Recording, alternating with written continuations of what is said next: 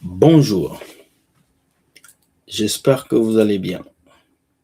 C'est le frère William pour vous servir. Nous sommes les vendredis. Et les vendredis, c'est notre dernière journée pour les vidéos de la semaine. Bienvenue dans votre émission Entre nous.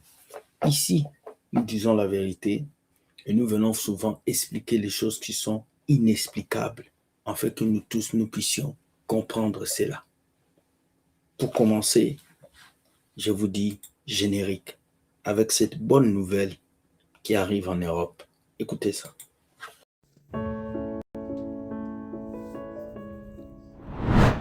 Oui, à Paris, 19 rue de Sol, 93 800, Épinay-sur-Seine.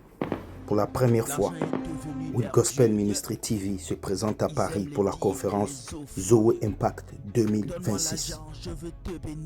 Venez nombreux, car nous allons partager l'expérience en Jésus-Christ. Entrée gratuite et libre pour tout le monde. Zoe Impact 2026. Venez nombreux, car nous allons partager des expériences et le témoignage de ce que Dieu peut faire dans la vie de plusieurs. Que le masque tombe pour la gloire de Dieu. Bonne journée.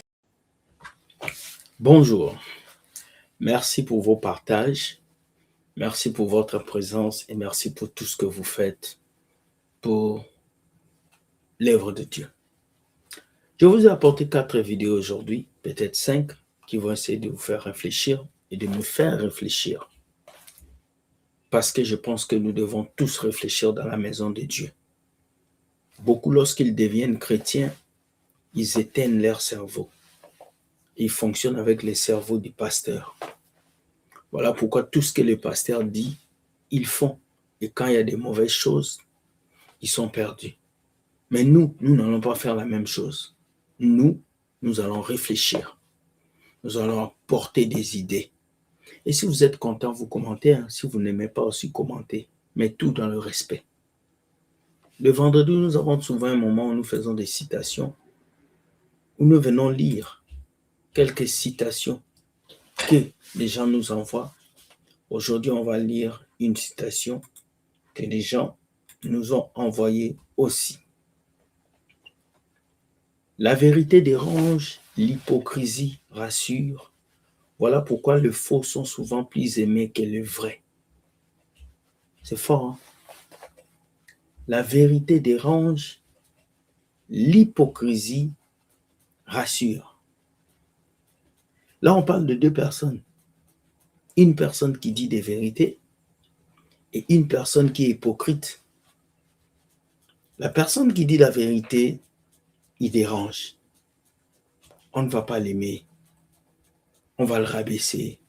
On ne va pas l'écouter. On dira qu'il est rebelle, qu'il n'écoute pas les pasteurs, il est méchant. Parce que la vérité dérange. Celui qui dit la vérité, il entre dans les armoires. Il fouille les armoires. Il est comme un fou qui vient fouiller la poubelle. Qui va l'aimer? Et celui qui porte la vérité est comme ça. Il pointe là où ça fait mal. Il pointe là où tout le monde fouille. La vérité dérange. Ça dérange. Donc si tu portes la vérité et que tu m'écoutes, sache que tu déranges. Tu peux même déranger dans ta famille. Hein. Tu peux déranger au boulot. Oui, parce que tu n'as pas la langue du bois. Tu peux même déranger parmi tes amis. Tu peux déranger à l'église, soit à l'église. Tu peux déranger devant les pasteurs. L'hypocrisie rassure. Voilà. L'hypocrisie, ça rassure. Parce que tu veux la complaisance. Tu veux faire comme les autres. Tu ne veux pas être toi-même. Nous vivons dans un monde où tout le monde veut être comme tout le monde. Personne ne veut être soi-même. Parce que quand tu es soi-même, tu dois prendre tes propres décisions. Tu dois avoir ta propre manière de penser. Tu dois avoir ta propre manière de réagir. Et ça, l'être humain n'aime pas ça. Ça, les chrétiens églisières, les chrétiens aménistes n'aiment pas ça. C'est triste. On nous dit, voilà pourquoi les faux sont souvent plus aimés que les vrais. Ah! Qui sont les faux? C'est ceux qui sont hypocrites. Qui sont les faux? C'est ceux qui vous prêchent pour avoir l'argent. Qui sont les faux? C'est ceux qui viennent vous dire des choses que vous aimez entendre et non des choses que vous devez attendre ou vous devrez entendre. vous aimez ces pasteurs-là, vous les acclamez. Mais ils sont faux. Mais c'est normal, vous aimez le mensonge et l'hypocrisie. C'est ça. Triste. Dites-moi ce que vous pensez de cette citation qui a été écrite par, je ne sais pas, on a dit Disonis Proverbe. Et si, dites-moi ce que vous pensez de ça. Est-ce qu'il a raison ou pas? Est-ce qu'il a tort? Tout revient à vous faire comprendre ça. Selon vous, dites-nous ça. Voilà, on va passer à la première vidéo sans attendre pour que nous puissions comprendre et avancer. La première vidéo va beaucoup faire parler les gens. Alors, on va aller à la première vidéo. Voilà la première vidéo qui est ici. Parce qu'en réalité, ce n'est pas la prière qui change les choses. Première vidéo. Permettez-moi d'aller mettre ça. Voilà. Nous allons regarder notre première vidéo. Le pasteur qui parle s'appelle le pasteur Nadom Pongo. C'est l'un des pasteurs que je regarde beaucoup. Je l'aime beaucoup parce qu'il est rationnel, il est véridique, il est relatif et il est très poignant. Et il est vraiment clair dans ce qu'il dit. Donc lui, il ne vient pas dire aux gens, il faut s'aimer, tu auras beaucoup d'argent. Non. Lui va te dire, va travailler, tu auras l'argent. J'aime les pasteurs pareils, quoi. Oh, pourquoi tu ne montres pas les vrais pasteurs? Bon, maintenant qu'on est en train de montrer, est-ce que tu penses qu'on dit vrai ou faux? Parce que c'est comme ça que toi, quand on vient montrer les vrais, tu ne te manifestes pas. C'est quand on dénonce ton bonbon pasteur que tu écris par commentaire. Rebelle, ne jugez pas. Mais là aussi, il faut venir dire que le pasteur a bien parlé. Let's go, on l'écoute. Les choses. Parce qu'en réalité, ce n'est pas la prière qui change les choses. Ah. C'est la compréhension de ce que Dieu a fait pour toi en Christ qui change les choses. Oh. Parce que cette compréhension-là affecte tes choix, affecte tes décisions. Tu n'agis plus de la même manière. Paul dit, lorsque j'étais un enfant, je parlais comme un enfant. Je raisonnais comme un enfant. Maintenant que je suis devenu un homme fait, moi-même responsable, je me suis débarrassé des choses de l'enfant. Ce n'est pas l'Église qui a prié pour moi. Yes. Il n'y a pas eu imposition de main. Quand la compréhension arrive, tu t'assumes et tu prends tes responsabilités. C'est ça ce que je disais. Quand la compréhension arrive, tu t'assois et tu assumes. La connaissance impose l'humilité. J'ai toujours dit ça. Celui qui veut connaître doit s'humilier. Tu ne peux pas apprendre dans l'orgueil. Voilà pourquoi Christ a dit qu'il résiste aux orgueilleux. Parce qu'un orgueilleux ne comprend rien. Tout ce qui compte, c'est lui. Et il faut de l'humilité quand tu veux apprendre. C'est ce que ce monsieur dit. Ça va jusque-là? Et quand vous lisez la Bible, vous trouverez que dans le Nouveau Testament, il n'y a aucun endroit où Dieu dit, je vous donnerai l'argent, je vous donnerai... Non, il n'y a pas. Ouais, il n'y a aucun endroit où Dieu a dit, je vous donnerai l'argent. Jésus a dit, l'argent lui appartient. Mais Jésus ne vous a pas dit qu'il va vous donner des millions. Ce n'est pas écrit quelque part. Il ne vous a jamais promis ça. La promesse de Dieu a toujours été le salut. Ça n'a pas été l'argent, voiture, mariage, non. Non. L'argent, voiture, mariage est attaché à un autre. Vous aurez par-dessus tout. C'est le par-dessus tout qui est ces choses. Cherchez premièrement le royaume des cieux et tout vous sera donné par-dessus tout. C'est ça qui vient combler. Mais beaucoup de gens vivent aujourd'hui comme si Jésus les avait promis l'argent, les millions, les richesses. Voilà pourquoi ils courent dans les églises. Ils jeûnent 4, 5, 6 jours juste pour voyager. Excusez-moi, mais c'est une bêtise totale. Ironie. C'est là que Paul insiste en Romains chapitre 12, le verset 2. Il dit, il faut qu'il y ait le renouvellement de l'intelligence. Tu ne reçois pas Jésus-Christ pour rien. Il faut parvenir au renouvellement de l'intelligence. Que tu commences à penser autrement. Et même quand Paul prie pour l'église, jamais Paul n'a prié, Seigneur, partout où il est, protège-le. Non. Ou Seigneur, donne-leur ce qu'ils cherchent. Non. La prière est la grande requête dans l'église. C'est que nous parvenons à la compréhension. Yes. Si tu comprends les choses, tu vivras autrement. On peut aller même à 2 Pierre chapitre 1er, à partir du verset 2. Il dit, par sa divine puissance, nous a donné tout ce qui contribue à la vie et à la piété. Il nous les a donné comment? Il dit, par la connaissance. C'est par la connaissance qu'il nous a donné. Tu ne reçois rien si tu ne connais pas. Et le mot connaissance, là-bas, c'est encore compréhension. Tu ne peux posséder que si tu comprends. Si tu ne comprends pas, tu ne possèdes rien. Quelqu'un est avec moi jusque-là? Seule la compréhension et la connaissance des choses en Christ change des choses dans la vie de quelqu'un. Seule la compréhension et la connaissance changent les choses dans la vie de quelqu'un. C'est un peu comme quand on va à l'école. Tu n'as pas réussi ce cours parce que tu as lu. Tu as réussi ce cours parce que tu connais et parce que tu maîtrises le cours. C'est la même chose. Dans les choses de Dieu, tu dois avoir la compréhension et la connaissance pour que Dieu agisse dans ta vie. Sans la compréhension et la connaissance, il est difficile pour que Dieu agisse. Et ça, c'est que beaucoup de personnes ne veulent pas comprendre. Voilà pourquoi la lecture de la Bible, la connaissance de la parole de Dieu doit être quelque chose d'important dans la vie d'un chrétien. C'est très clair ce qu'il dit. Ce n'est pas votre soi-disant vie de prière là qui transforme les choses. Au contraire, votre soi-disant vie de prière là vous empêche de parvenir à ça. Parce que la vie que nous avons, c'est une vie de foi. Et la vie de foi doit être active. Si elle ne fait plus rien, elle n'obtient rien. Et c'est là que nous disons nos vies changent parce que nous posons des actes en toute compréhension. Amen. Et non pas parce que nous prions en toute ignorance. Waouh, c'est fort. C'est parce que nous posons des actes en toute compréhension que nous affectons le changement de nos vies. Et les actes posés là incluent même parler aux situations et parler aux circonstances. J'ai compris comment ça se fait. C'est comme ça que je peux parler. Et parler, c'est un acte que je pose. Quelqu'un me comprend jusque-là? Je ne demande plus à Dieu de faire. Et c'est moi qui parle et qui change les choses parce que c'est ce que la compréhension des choses m'a ramené. Et c'est là que beaucoup de prières que nous faisons dans les milieux religieux sont tellement nombreux sans changer nombreux. C'est ça, non? Nous prions tellement beaucoup, mais nous ne changeons rien. Parce que nous le faisons dans l'ignorance de comment ces choses fonctionnent. Et nous prions beaucoup sans résultat correspondant. Nous sommes devenus des hommes de prière. Tu t'imagines, tu es un homme de prière. La prière elle est importante dans la vie du croyant, à condition que ça soit fait dans toute connaissance, c'est ça, non? Mais Dieu ne t'a pas appelé à être un homme de prière. Dieu t'a appelé à être son enfant. Beaucoup déjà dit, je suis un homme de prière, je suis une femme de prière. Ce sont des identités biaisées. L'identité que tu as, c'est enfant de Dieu. C'est ça. Tu n'as pas l'identité d'homme de prière, femme de prière, patati patata. Non, tu as l'identité d'enfant de Dieu.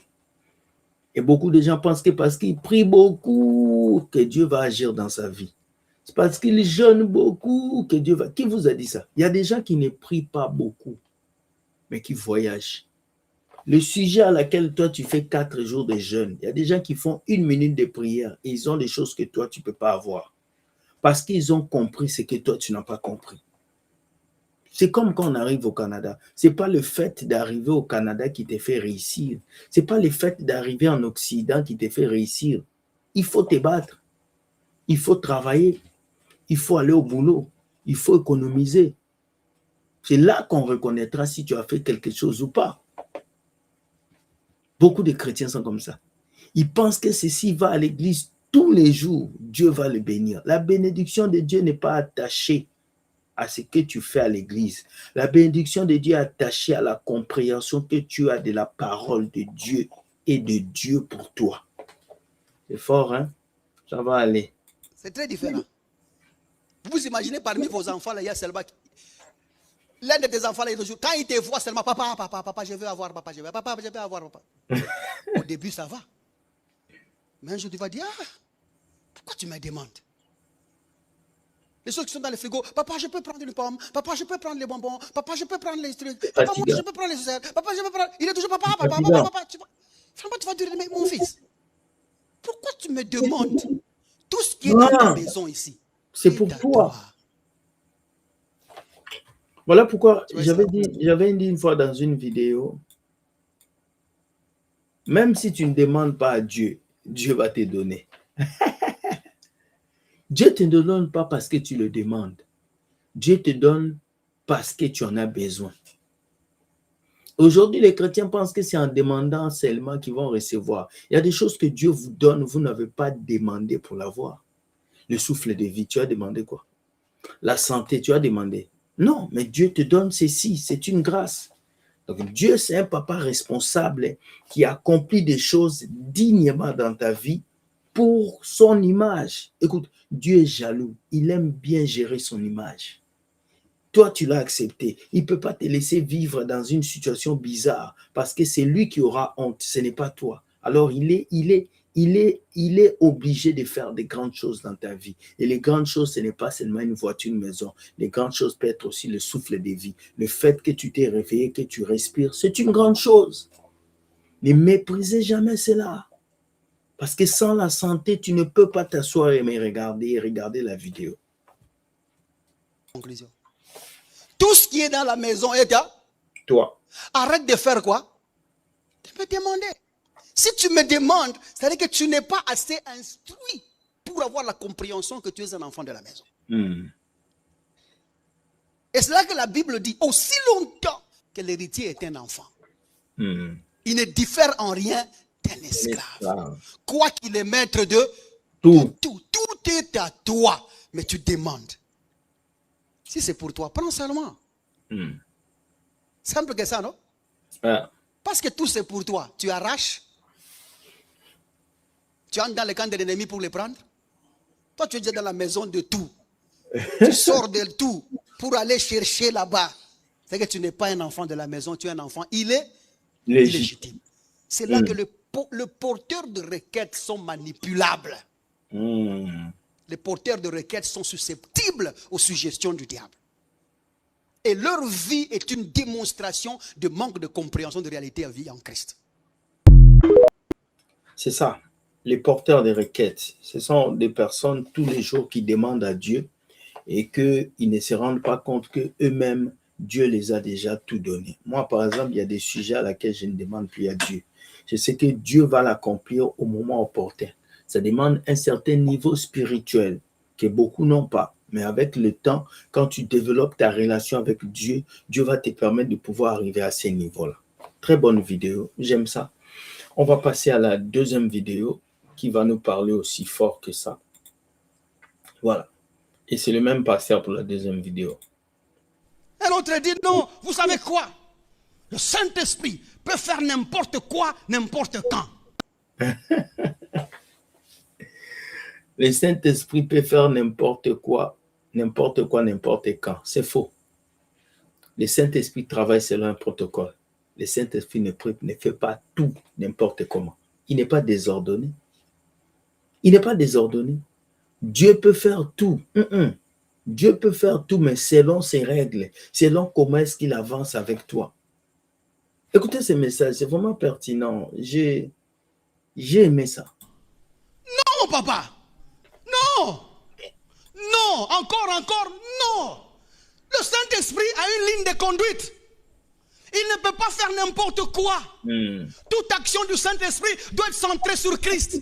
Toute parole du Saint-Esprit doit être centrée sur Christ. Toute révélation du Saint-Esprit doit être centrée sur Christ. Le Saint-Esprit n'est pas en divagation.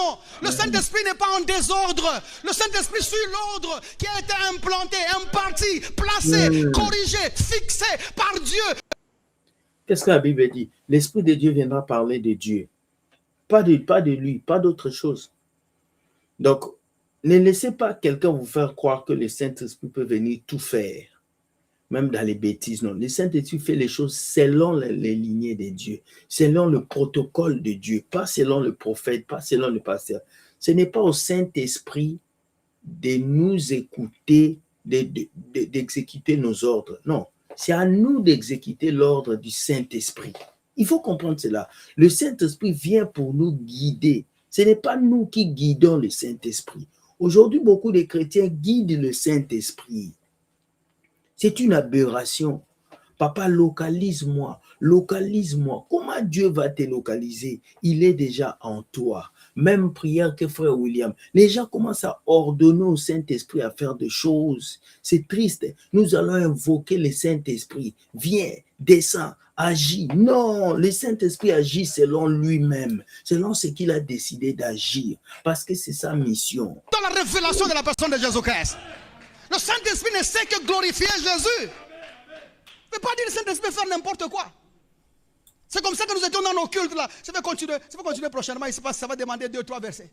Nous étions dans nos cultes. Vous voyez quelqu'un, une dame là, se lever. Alléluia, alléluia, alléluia, alléluia. Elle renverse toutes les chaises là-bas. Alléluia. Nous sommes là en train de regarder. Alléluia, alléluia, alléluia,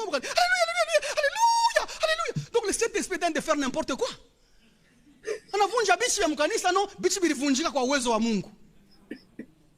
C'est ça, quand tu vas dans leur église, bâtiment là, les gens tombent comme des mouches. Mais ces gens-là, leur vie ne change jamais. Ils tombent tous les dimanches, mais leur vie ne change jamais. Les gars, ils chassent Satan tous les dimanches, mais leur vie est toujours dans le désordre. Les gars, ils chassent Satan, mais c'est eux qui savent insulter plus que beaucoup de personnes. Parce que le Saint-Esprit ne travaille pas dans le désordre. On entre dans une église, tout le monde parle la langue. Il n'y a personne pour interpréter. C'est du désordre. C'est du désordre. Regardez tout ce qui se passe à l'église évangélique aujourd'hui. Le Saint-Esprit n'est pas dans les désordres. Le Saint-Esprit est dans l'ordre et dans ce qui est bien tracé pour Dieu. C'est parce qu'on dit des vérités. Une fois, j'étais en train de parler avec une sœur. Elle m'a dit de prier pour elle parce qu'elle avait un problème. Je commence à prier pour elle. Elle commence. Non. J'ai dit, ma sœur, coupe d'abord. J'ai dit, non, coupe. Ma sœur, oui, coupe d'abord tes histoires là, de parler en langue là. Oui. Il n'y a pas ça ici. Écoute la prière, prie avec moi. Hein? Moi, je n'aime pas les pop-corn. J'ai dit, on coupe ça. La sœur est restée calme, on a prié normalement. Quand on a fini, j'ai dit, tu peux aller maintenant crier là-bas. Parce que le Saint-Esprit n'est pas dans le désordre. Non. Les gens tombent, les gens commencent à casser les chaises, les gens se blessent. J'ai été même dans une église où le Saint-Esprit a saisi quelqu'un, il s'est cassé la main. C'est quel Saint-Esprit qui casse la main de quelqu'un? C'est quel Saint-Esprit? Donc, vous devez comprendre ça. Et puis il est là. Et puis vous allez entendre l'homme de Dieu que nous avons. Il est là à côté. Parle Seigneur. Parle Seigneur. Ouvre sa bouche Seigneur. S'il est fatigué en français, maintenant il commence à attaquer en swahili. Semana ye Bwana. Maintenant, il faut s'aimer. La sœur, après avoir cassé les chaises, tu entends, nimimiro mtakatifu, mishakushirika sana, leo mina kwa sansimba. La Bible dit, lorsque le consolateur viendra, je viens de le dire. Vérité, je viens de le dire. Il conduira dans toute la vérité. Ça, je vais sauter. On va parler dimanche prochain. Mais regardez la phrase qui suit. Il ne parlera pas de lui-même. Tout Saint-Esprit qui se présente dans l'église de Dieu, que je suis le Saint-Esprit, ce n'est plus lui. Parce que nous savons que le Saint-Esprit a un nom. Et le nom là, c'est Jésus. C'est clair. Donc tout esprit qui vient avec un courage de présentation. Pourquoi on a continué? Ça c'est mon fief, je peux continuer ou arrêter si je veux. Quelqu'un qui est poussé par l'esprit, toi tu vas le pousser comment? Je suis déjà poussé. Je suis déjà poussé. Tout esprit qui vient chez toi et qui se présente mini-rom mutakatif, bongo. Oh muchunge tout. Alléluia, c'est mon esprit. Ah, frère, Yamash, sœur, 4. Oui, nous avons compris. 4. Après, on a dû présenter, parce que le Saint-Esprit, la Bible dit, il me glorifiera.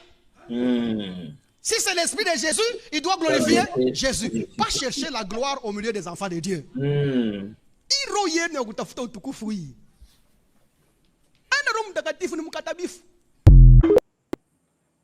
C'est ça les vidéos que j'avais pour vous aujourd'hui. Vous avez compris que le Saint-Esprit ne vient pas faire sa promotion.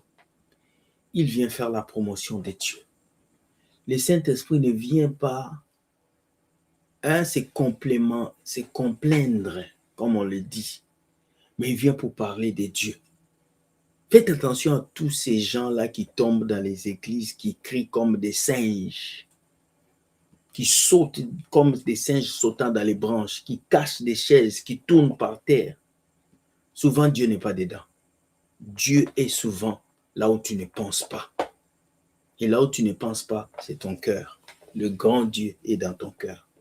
Ne te laisse pas blaser par les miracles, par les prophéties, par les gens qui tombent, par les chaises qui se cassent. Laisse-toi plutôt impressionner par la vraie parole de Dieu et par la grâce de Dieu qui est en toi. Chers amis, j'ai fini cette vidéo simple. Dites-moi ce que vous pensez de ces deux vidéos par commentaire et passez un très bon week-end. N'oubliez pas, nous avons notre conférence le 22 août 2026. J'allais dire 26, excusez-moi. Le 22 août 2026, Zoé Conférence Impact descend en France, au 19 rue des Saules et 88 Épinay-sur-Seine. 93 800 Épinay-sur-Seine. Mes chers amis, venez nombreux. Nous allons partager, réfléchir et avancer. Vous êtes pasteur, venez. Prophète, venez. Évangéliste, venez. Fidèle, venez. Païen, venez. Vous tous là, venez à la conférence. Et comment participer à la conférence? Non, t'inquiète. Tu ne payes pas un billet. C'est gratuit. Oui. Je quitte le Canada jusqu'en France pour organiser une conférence et nous payons et nous mettons la salle gratuite pour vous. Venez, nous allons partager ensemble. Et je vous dis, Dieu gagne toujours. Toi, la regarde, dit, je vais venir faire quoi à la conférence? Viens. Et moi, je vais aller faire quoi? Viens, tu vas voir. Viens, on va partager des moments ensemble. Sois béni. Bonne journée. Les jaloux vont maigrir. DJ, générique s'il te plaît. On va close. Allez, ferme-moi cette émission. Clac!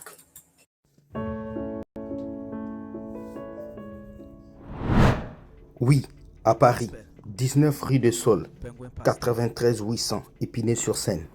Pour la première fois, With Gospel Ministry TV se présente à Paris pour la conférence Zoé Impact 2026. Venez nombreux, car nous allons partager l'expérience en Jésus-Christ. Entrée gratuite et libre pour tout le monde. Zoé Impact 2026. Venez nombreux, car nous allons partager des expériences et le témoignage de ce que Dieu peut faire dans la vie de plusieurs. Que le masque tombe pour la gloire de Dieu. Bonne journée.